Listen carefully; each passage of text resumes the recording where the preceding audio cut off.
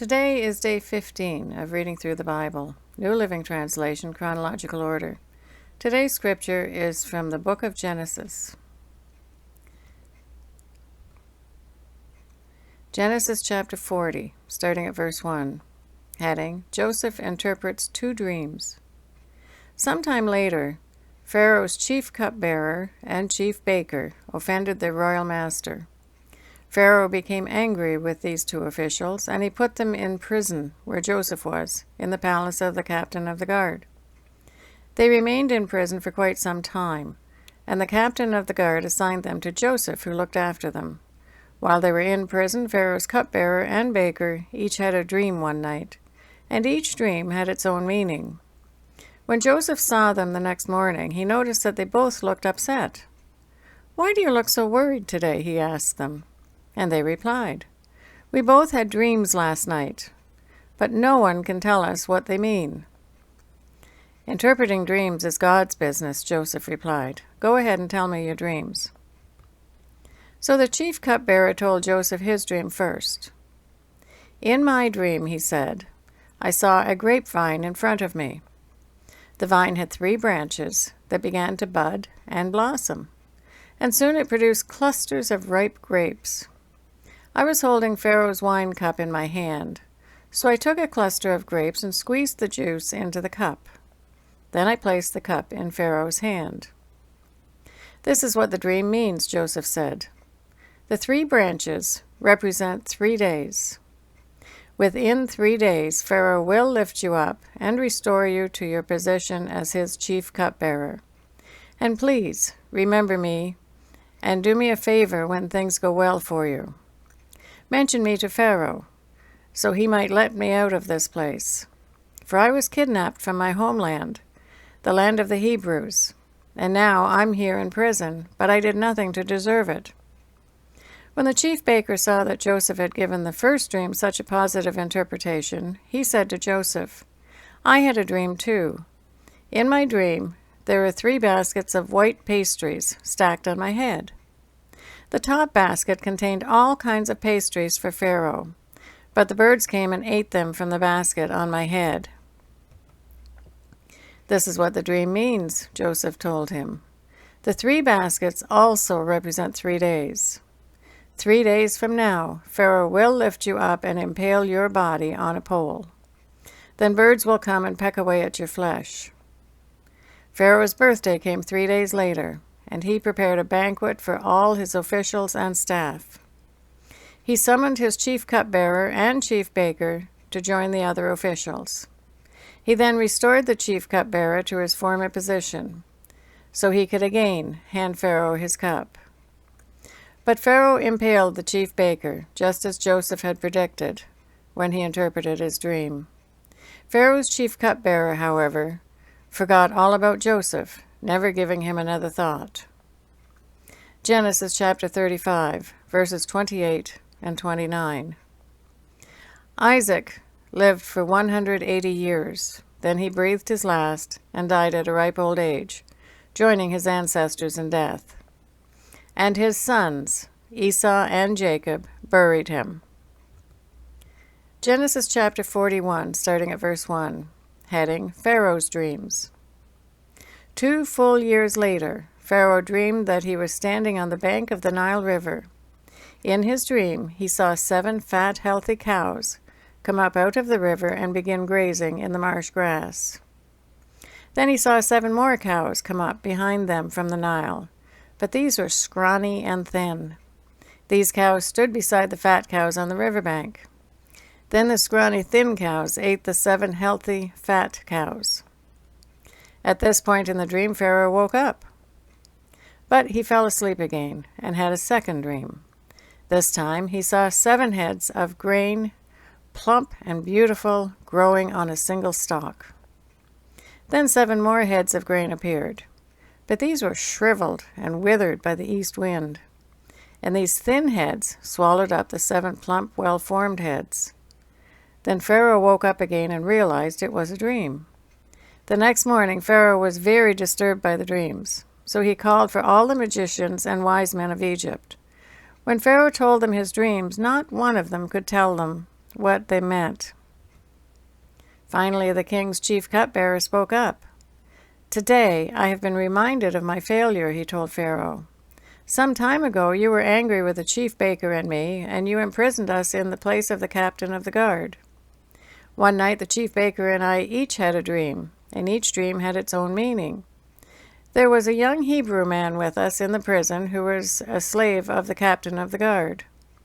We told him our dreams, and he told us what each of our dreams meant, and everything happened just as he had predicted.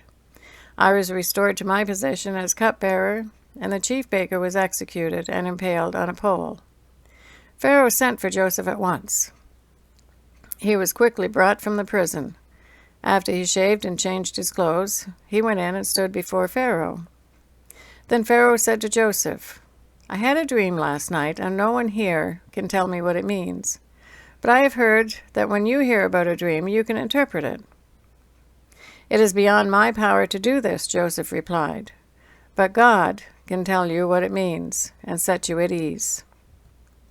So Pharaoh told Joseph his dream. "In my dream," he said, "I was standing on the bank of the Nile River, and I saw 7 fat, healthy cows come up out of the river and begin grazing in the marsh grass. But then I saw 7 sick-looking cows, scrawny and thin, come up after them. I've never seen such sorry-looking animals in all the land of Egypt. These thin, scrawny cows ate the 7 fat cows. But afterward, you wouldn't have known it, for they were still as thin and scrawny as before. Then I woke up. In my dream, I also saw 7 heads of grain, full and beautiful, growing on a single stalk. Then 7 more heads of grain appeared, but these were blighted, shriveled, and withered by the east wind, and the shriveled heads swallowed the 7 healthy heads. I told these dreams to the magicians, but no one could tell me what they mean." Joseph responded, "Both of Pharaoh's dreams mean the same thing. God is telling Pharaoh in advance what he is about to do. The 7 healthy cows and the 7 healthy heads of grain both represent 7 years of prosperity. The 7 thin, scrawny cows that come up later and the 7 thin heads of grain withered by the east wind represent 7 years of famine. This will happen just as I have described it, for God has revealed to Pharaoh in advance what he is about to do. The next 7 years will be a period of great prosperity throughout the land of Egypt. But afterward, there will be 7 years of famine so great that all the prosperity will be forgotten in Egypt. Famine will destroy the land. This famine will be so severe that even the memory of the good years will be erased. As for having 2 similar dreams, it means that these events have been decreed by God, and he will soon make them happen. Therefore, Pharaoh should find an intelligent and wise man and put him in charge of the entire land of Egypt. Then Pharaoh should appoint supervisors over the land and let them collect 1/5 of all the crops during the 7 good years. Have them gather all the food produced in the good years that are just ahead and bring it to Pharaoh's storehouses. Store it away and guard it so there will be food in the cities. That way there will be enough to eat when the 7 years of famine come to the land of Egypt. Otherwise, this famine will destroy the land." Heading: Joseph made ruler of Egypt. Joseph's suggestions were well received by Pharaoh and his officials. So Pharaoh asked his officials, "Can you find anyone else like this man so obviously filled with the Spirit of God?" Then Pharaoh said to Joseph, "Since God has revealed the meaning of the dreams to you, clearly no one else is as intelligent or wise as you are. You will be in charge of my court, and all my people will take orders from you. Only I, sitting on my throne, will have a rank higher than yours." Pharaoh said to Joseph, "I hereby put you in charge of the entire land of Egypt." Then Pharaoh removed his signet ring from his hand and placed it on Joseph's finger. He dressed him in fine linen clothing and hung a gold chain around his neck. Then he had Joseph ride in the chariot reserved for his second in command. And wherever Joseph went, the command was shouted, "Kneel down." So Pharaoh put Joseph in charge of all Egypt. And Pharaoh said to him, "I am Pharaoh, but no one will lift a hand or a foot in the entire land of Egypt without your approval." Then Pharaoh gave Joseph a new Egyptian name, Zaphenath-Paneah. He also gave him a wife, whose name was Asenath. She was the daughter of Potipherah, the priest of On. So Joseph took charge of the entire land of Egypt. He was 30 years old when he began serving in the court of Pharaoh, the king of Egypt. And when Joseph left Pharaoh's presence, he inspected the entire land of Egypt.